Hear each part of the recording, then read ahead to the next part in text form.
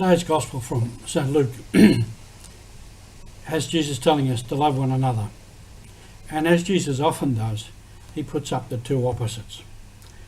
And he says, give to anyone who asks and do not ask for your property back. Lend to those who can't give it back to you. If someone slaps you on the face, turn the other side and let him slap that one too. It's all these opposites that Jesus sets up the values. Let's look at some of these in action. This is Mission Alive. You're with Roger from the MSC Mission Office. Love one another means to respect one another.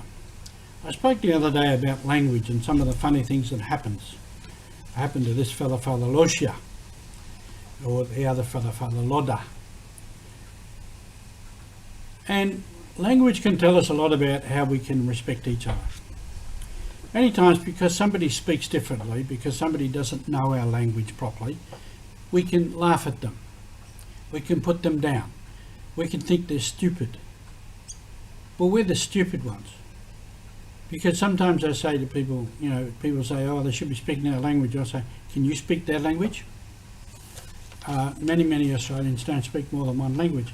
And it's really interesting. Once you get inside people's language, you can understand them a bit. I want to tell you a story. I'll try and tell it quickly. One day I was at a place called Kabuna, and I was out. I'd been out all day doing different things around the diocese and different parishes, and I came back, and in the middle of the yard I was sitting on the grass where this bunch of fellas, pretty rough looking guys, who were Highlanders, and they had 2 truck tyres with them. Truck tyres, not car tyres. Pretty big one. So I said to them in Pidgin, what's going on? Want them something? And they said, tupala flat tire. So they're telling me the story. Now, before I tell the story, to teach you a bit of Pidgin.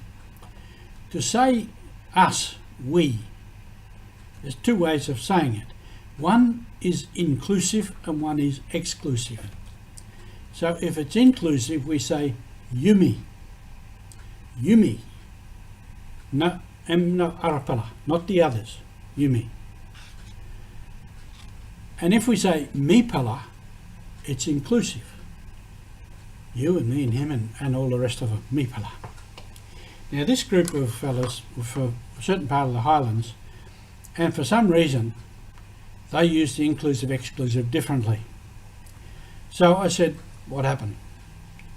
And they were saying, you may come on road, you may come down long hill, mountain. So we came on the road, but there was Yumi. And when they were saying Yumi, they were including me. And I'm thinking, no, I wasn't there. I wasn't on their truck coming down the mountain or coming along the road. And it was Yumi. And I'm thinking, I'm getting a bit upset and thinking, what sort of stupid people are these? Then I realised, I've heard this before and somebody's told me about it. And so I said, Mupala. And then they realised and they said, Mipala. You me. And no you. So this was an example of how language, see, I could have really got upset. I said, don't be stupid, you fellas, I wasn't there. I went along and I thought, and then I worked out what was being said. And this is what we have to do sometimes when we're respecting each other and when we're trying to love one another. Not to judge other people, because we're judging them by our standards. I'm judging their standard of their way of speaking by my way of speaking.